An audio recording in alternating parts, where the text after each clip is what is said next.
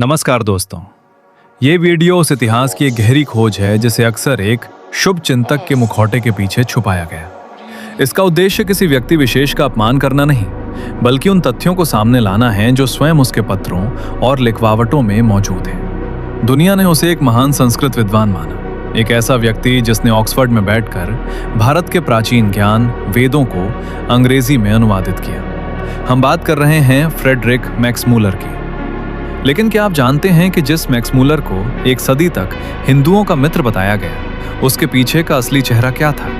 क्या वो सच में भारतीय संस्कृति का प्रशंसक था, या वो किसी बड़े मिशनरी और राजनीतिक एजेंडे का एक हिस्सा था?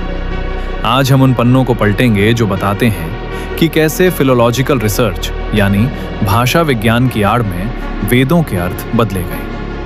19वीं शताब्दी में ईस्ट इंडिया कंपनी को एक ऐसे व्यक्ति की तलाश थी जो हिंदू धर्मशास्त्रों की ऐसी व्याख्या कर सके जिससे उन्हें नीचा दिखाया जा सके।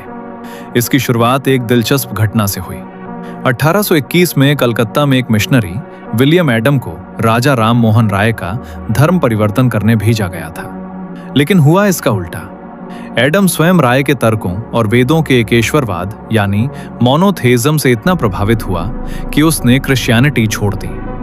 इस घटना ने लंदन के मिशनरी हलकों में भूचाल ला दिया।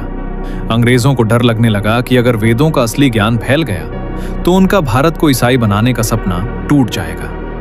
उन्हें जरूरत थी एक ऐसे विद्वान की जो वेदों में बहुदेववाद, पॉलीथीज्म और पिछड़ापन सिद्ध कर सके। यही वो वक्त था जब मैक्समूलर का प्रवेश हुआ। मात्र 24 साल की उम्र में बिना किसी बड़े अनुभव के एक जर्मन युवा को ईस्ट इंडिया कंपनी ने इतने बड़े काम के लिए चुना। मैक्समूलर ने खुद स्वीकार किया था कि उसके पास वेदों का पर्याप्त ज्ञान नहीं है और उसे ऋग्वेद का अनुवाद करने के लिए कम से कम 10 साल तक भारत में रहकर संस्कृत सीखने की जरूरत है। लेकिन उसे कभी भारत नहीं भेजा गया। उसे ऑक्सफोर्ड में बिठाकर केवल सायणाचार्य के पुराने भाष्य का सहारा लेकर वेदों को विकृत करने का काम दिया गया। मैक्समूलर के निजी पत्र उसके असली इरादों की गवाही देते हैं। 1866 में अपनी पत्नी को लिखे एक पत्र में उसने साफ कहा था कि ये वेदों का अनुवाद भारत के दुर्भाग्य के लिए होगा और ये हिंदू धर्म की जड़ों को उखाड़ फेंकेगा। उसका असली मकसद भाषा विज्ञान नहीं, बल्कि ईसाईयत का प्रचार था। उसने मिशनरियों को सिखाया कि कैसे वेदों की निंदा करके हिंदुओं का धर्म परिवर्तन आसान किया जाए। उसने वेदों को इंसानी दिमाग का बचपना, childish age of the human mind कहा और उन्हें उबाऊ, निम्न और सामान्य बताया।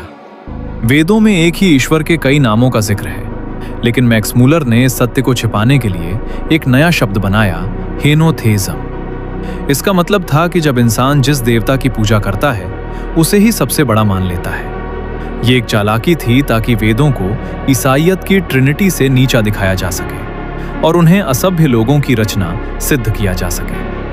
अपने जीवन के अंतिम पड़ाव में जब उसने सब कुछ विकृत कर दिया था, तब 1890 में उसने माना कि ऋग्वेद का सत्य अनुवाद करना इस सदी का काम नहीं, बल्कि अगली सदी का काम है। उसे पता था कि उसने जो काम किया है वो अधूरा और पक्षपाती है। फिर भी उसने कभी अपनी गलतियों को सुधारने का प्रयास नहीं किया, क्योंकि उसका मकसद सत्य की खोज नहीं, बल्कि ब्रिटिश सत्ता की बौद्धिक विजय थी। मैक्समूलर ने अपनी लेखनी से एक ऐसी खोटे सिक्के जैसी धार बनाई जो दिखती तो असली थी पर थी नकली।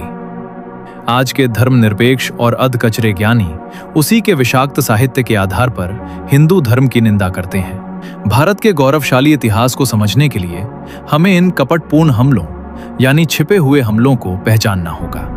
ये सभी बातें मैक्समूलर द्वारा लिखित the life and letters of the right honourable Friedrich Max Muller और अन्य प्रामाणिक संदर्भ ग्रंथों पर आधारित है। दुनिया के सामने मैक्समूलर ने स्वयं को वेदों का उद्धारक दिखाया, लेकिन उसके निजी विचार कुछ और ही थे। एक विद्वान ने उसकी लेखनी की तुलना ऐसे खोटे सिक्के से की है जिसे बड़ी चालाकी से बाजार में चला दिया जाता है और कोई उसे पकड़ नहीं पाता। उसका सौम्य और निष्ठावान दिखने वाला चेहरा वास्तव में एक बहुत बड़ी बौद्धिक धूर्तता थी जिसे उस समय के भोले भाले हिंदू समझ नहीं पाए।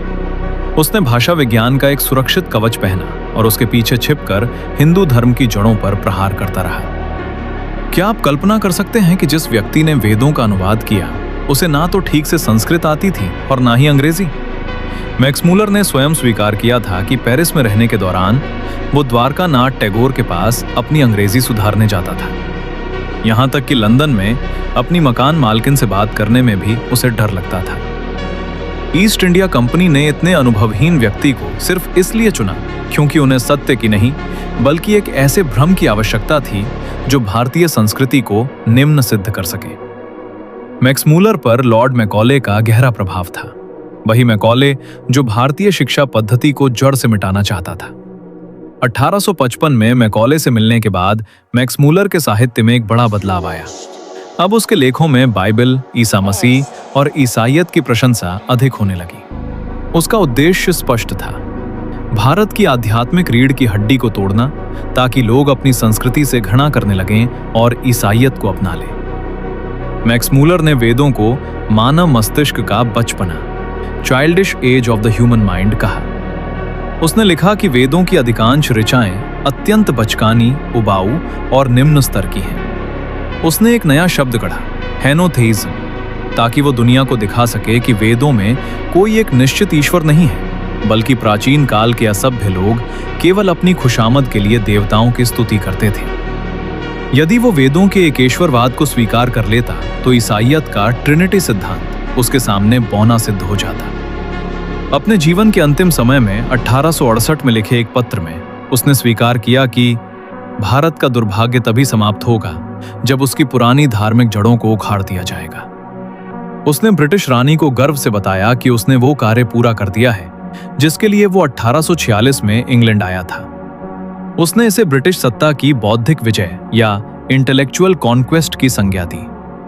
आज जो भी लोग वेदों की निंदा करते हैं वे अनजाने में उसी मैक्समूलर के विषैले साहित्य का प्रचार कर रहे हैं। हमें आवश्यकता है कि हम वेदों को किसी विदेशी के दृष्टिकोण से नहीं बल्कि पाणिनि, यास्क और स्वामी दयानंद सरस्वती जैसे महान ऋषियों की पद्धति से समझें।